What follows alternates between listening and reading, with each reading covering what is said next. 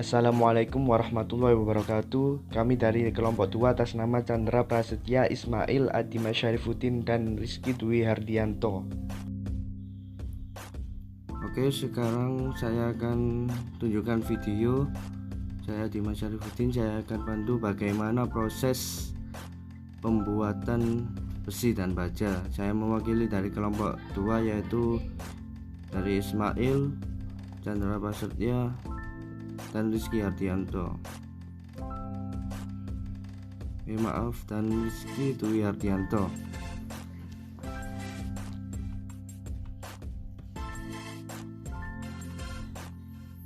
Ya, ini adalah pelabuhan, makanya pabrik baja yang menggunakan blast furnace itu biasanya di tepi sungai besar atau di pinggir laut. Kenapa?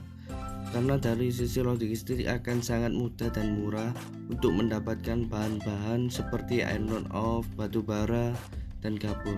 Ya, kalau dia letaknya tidak di tepi sungai besar atau laut, akan kesulitan dari sisi logistiknya. Ya, ini sedang unloading dari kapal. Ya, ini unloading dari gambang, kemudian karbon, coal, dan juga lain yang datang dari tambang masih bentuk coal. Nanti coal biasanya dimasak di dalam kompleks blast furnace ini. Ya, kita piling up, stop untuk ketiga ban tadi.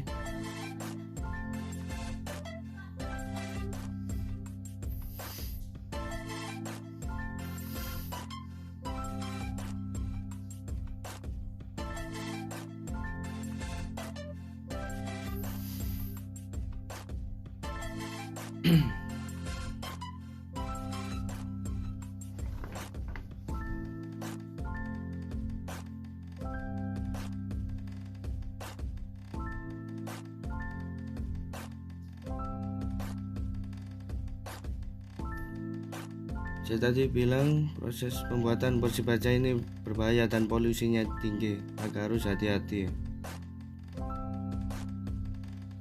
Nah, ini proses pembuatan coke dari coal atau pembuatan kulkas dari batu bara. Yang kita masak coalnya di dalam kompleks ini, kemudian baru setelah itu mendapatkan coke atau kulkas.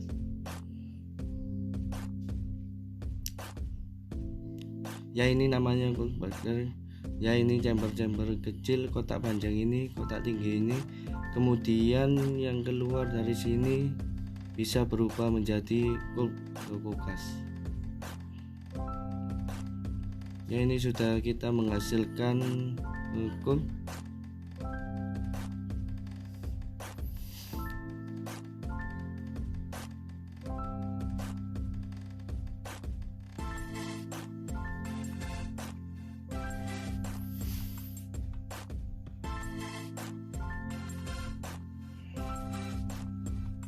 Jadi setelah ini coal yang dihasilkan dari masaknya coal tadi akan diseleksi. Yang ukurannya cukup besar akan masuk ke blast furnace, sedangkan yang ukurannya lembut kecil akan masuk ke proses sintering. Ya, jadi tidak semuanya coal masuk ke blast furnace, hanya ukuran dengan diameter tertentu yang cukup besar.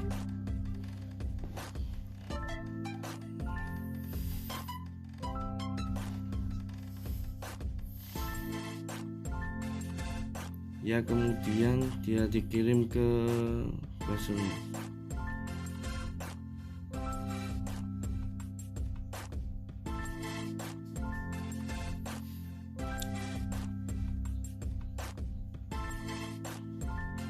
Nah, ini adalah proses pembuatan sintering bar. Untuk iron ore tadi, kita tadi bicara kalau iron ore diolah menjadi sinter dan pellet. Ini adalah sintering bar, ya.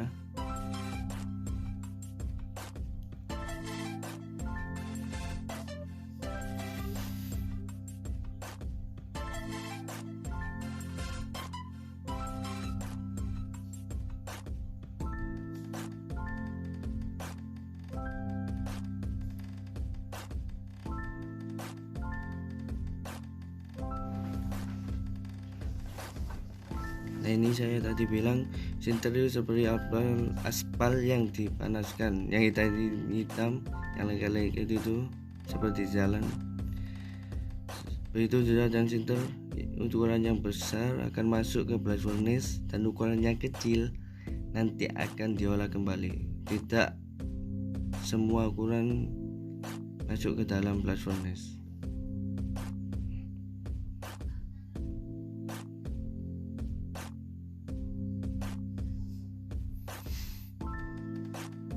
Oke, nah ini adalah blast furnace. Jadi kita tadi bicara bahwa blast furnace adalah full reactor. Cold sinter pellet dan limestone akan masuk dari bagian atas. Ini tingginya bisa ratusan meter, bisa di atas 100 meter, kadang 150, tergantung ukuran blast furnace. Ini akan dikirim ke atas, tingginya bisa sangat tinggi.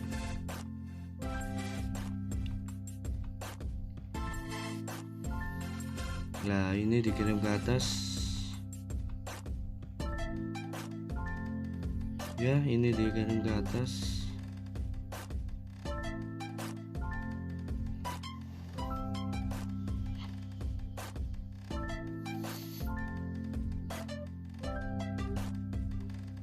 Ya, cold pellet sinter limestone berasal dari atas, kemudian terjadi reaksi. Inilah reaksi kimia antara peroxide dari fluids kita, sehingga kita dapatkan Fe. Reaksi ini adalah endotermis atau membutuhkan panas. Hot air, temperaturnya di atas 1000, ini berasal dari bawah kemudian mengalir ke atas.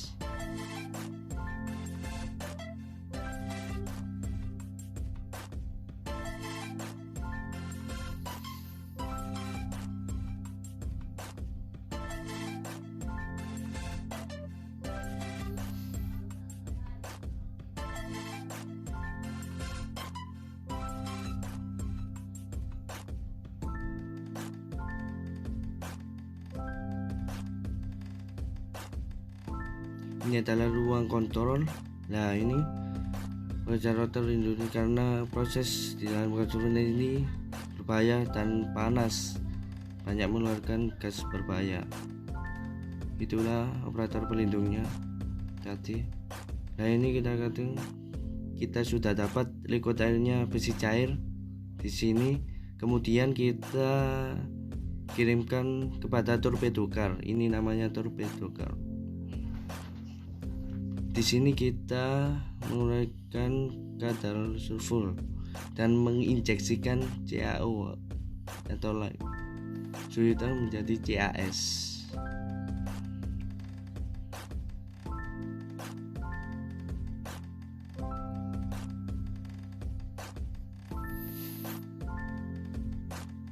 Kemudian kita masuk ke namanya basic oxygen furnace, di mana oksigen ditiupkan untuk mengurangi kadar karbon, silikon, dan elemen lain yang tidak kita inginkan, termasuk sulfur. Ya, ini namanya apa? Namanya ladle. Ya, ini kita sendiri sampel ke laboratorium untuk tahu komposisinya berapa.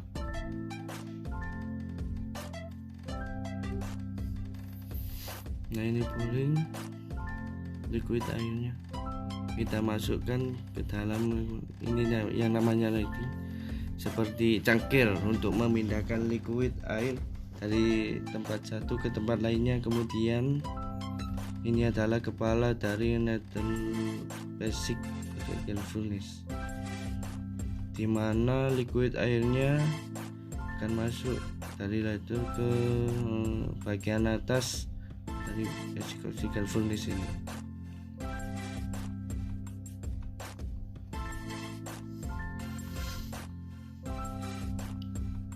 Kemudian scrap kita masukkan scrap untuk dua tujuan. untuk memanfaatkan panas, dan kedua mencegah kerusakan dari dinding basic oxygen furnace.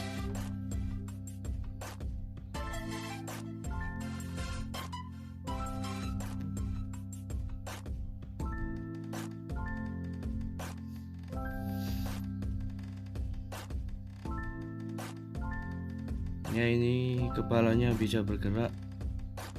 Sekarang kita masukkan oksigen las atau pipa oksigennya. Nah, panas ya, sangat-sangat panas karena reaksinya obserothermic adalah reaksi yang menghasilkan panas, dan endotermik reaksi yang menghasilkan panas, memerlukan panas. Kita tahu komposisinya berapa. Jika belum sesuai maka kita aktifkan kembali. Jika sesuai maka kita akhiri proses di basic oxygen furnace ini.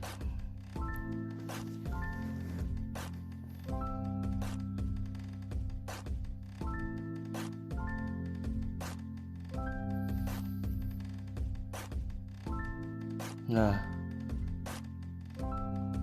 ini namanya kill steal. Kill steal itu apa? Kill itu dibunuh. Kill steal, apa yang dibunuh adalah oksigennya. Dari mana oksigen ini berasal? Ini kan menunjukkan oksigen yang berasal dari kartun. Tidak semua oksigen yang beraksi, ada yang masuk di liquid airnya. Maka oksigen kita ambil dengan menambahkan aluminium, selesaikan menjadi oksigen, menjadikan aluminium oksida. Kenapa harus dihilangkan? Karena oksigen nanti bisa menyebabkan cacat hidrogen dan bisa mempengaruhi komposisi dan mekanika properties yang tidak diinginkan. Oke, ini lighter namanya. Sekarang kita siap mengakhiri proses di lighter furnace. Ini kita bisa tengok sebelumnya mendating liquid steel, kita bisa sebut steel karena komposisinya lebih rendah karbonnya, di bawah 2%. Nah, kita kondensasi bukan bersih.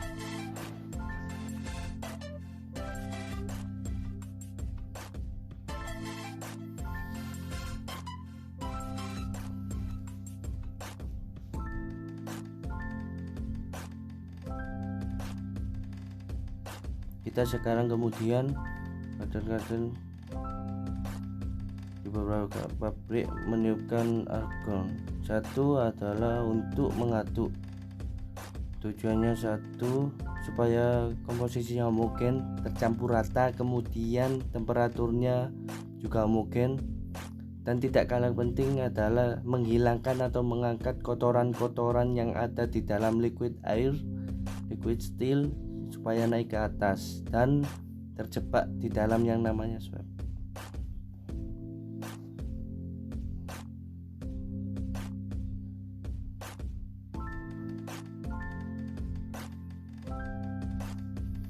Nah, itu proses kerjanya tadi untuk menghilangkan kotorannya.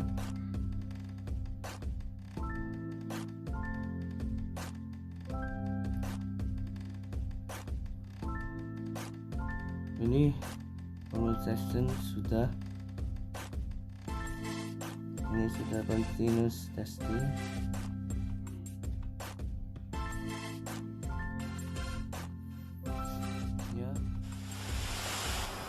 Ya, dan ini proses akhir dari membuat besi dan baja, membuat besi tuang.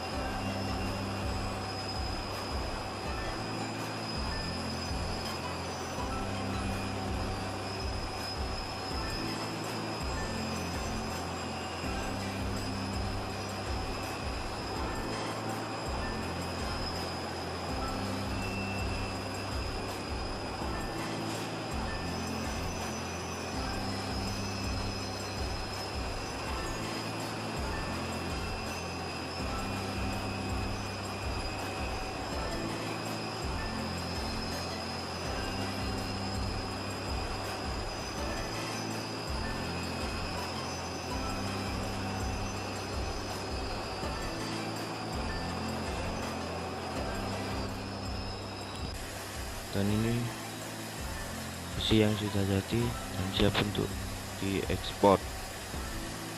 Terima kasih.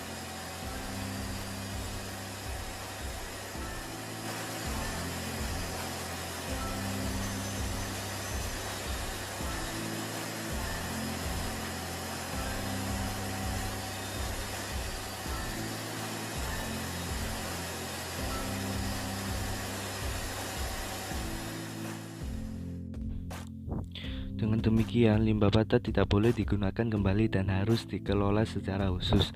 Sejak tahun 2017, slag mendapat standar nasional Indonesia (SNI) untuk digunakan sebagai material konstruksi. KPS Steel, distributor besi Jakarta, sudah merangkum informasi mengenai limbah padat atau slag. Oke, berikut ini adalah limbah padat yang dikelola khusus sebelum dipergunakan.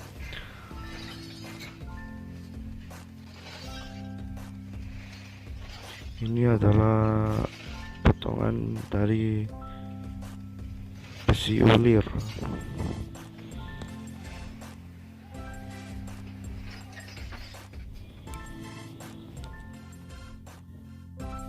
Selain menghasilkan hot metal yang siap diolah menjadi produk besi atau baja, proses peluburan biji besi dalam industri besi baja juga menghasilkan limbah padat non-logam sebagai hasil residu. Pada umumnya, limbah padat non-logam atau slag ini berbentuk seperti agregat kasar dan memiliki kandungan unsur-unsur, yaitu seperti CaO atau kalsium oksida, SiO2 atau silikon dioksida, FeO atau unsur logam besi, dan unsur non-logam baja atau dan Al2O3 atau aluminium oksida, dan MgO atau magnesium oksida.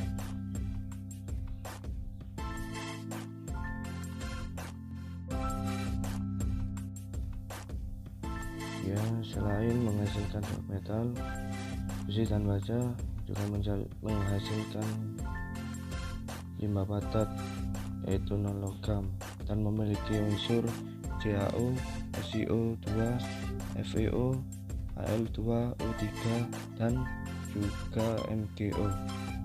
Berikut videonya ya.